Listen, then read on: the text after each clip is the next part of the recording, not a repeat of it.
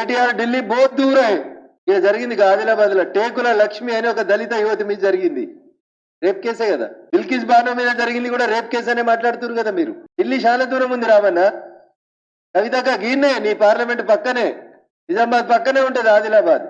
టేకులపల్లి లక్ష్మి అనేటువంటి దళిత యువతి మీద రేపు జరిగి మర్డర్ జరిగితే మీ నోర్లు ఎందుకు మూతపడ్డాయి?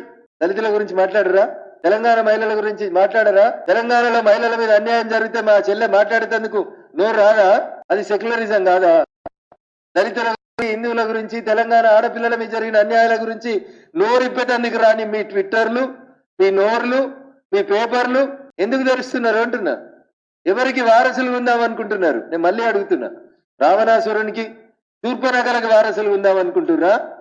రాముడు నడయాడిన ఈ నేల మీద రామునికి వారసులు ఉందాం అనుకుంటుర్రా? రాముడు అన్ని మతాలని సమానంగా చూడమని చెప్పిండు, సర్వధర్మ సమభావనతోటి పాలించిండు, అందుకనే అంత గొప్ప రాజయ్యండు రాముడు.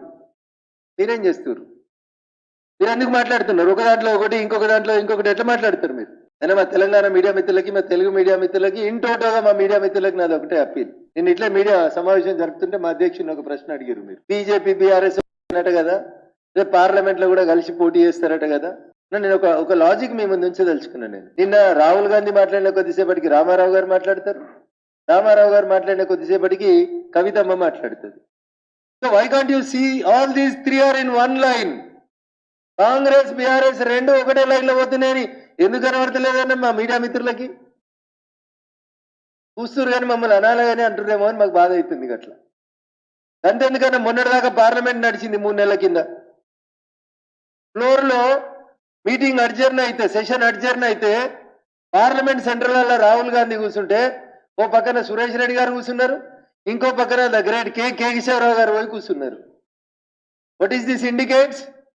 Congress and BRS are travelling together అన్న రిపీటెడ్ గా చెప్తా ఉన్నాం మేము. మీరు వింటలేరు, మమ్మల్ని నమ్ముతలేరు. చివరికి ఒక్క మాట చెప్తా. సరే, మేము చెప్పినవన్నీ మీ కంఠశోషలా కనిపిస్తే గౌరవనీయులు తెలంగాణ రాష్ట్ర ముఖ్యమంత్రి యనమల రేవంత్ రెడ్డి గారు తన నెల రోజుల పరిపాలన పూర్తయిన సందర్భంగా ఒక ప్రముఖ టీవీ ఛానల్లో కూర్చొని మాట చెప్పిండు. సార్ ఏం చెప్పిండు?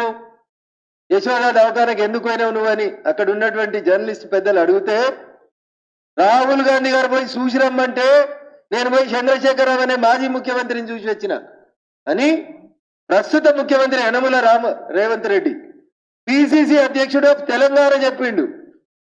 What is the line they are going? ఇవన్నీ ఏం కనబడతలేవా అన్న మా జర్నలిస్ట్ మిత్రులకి?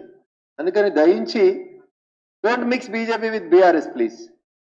ఈ వీడియో మీకు నచ్చినట్టయితే లైక్ చేయండి, 10 మందికి షేర్ చేయండి. అలాగే కామెంట్ల రూపంలో మీ అభిప్రాయాలను మాతో పంచుకోండి. Nationalist hub group of channels ను సబ్స్క్రైబ్ చేసుకుని తెలుగునాట జాతీయవాద జర్నలిజాన్ని ప్రోత్సహించండి. ఈ వీడియో కింద ఉన్న బెల్ ఐకాన్ పై క్లిక్ చేయడం మర్చిపోవద్దు.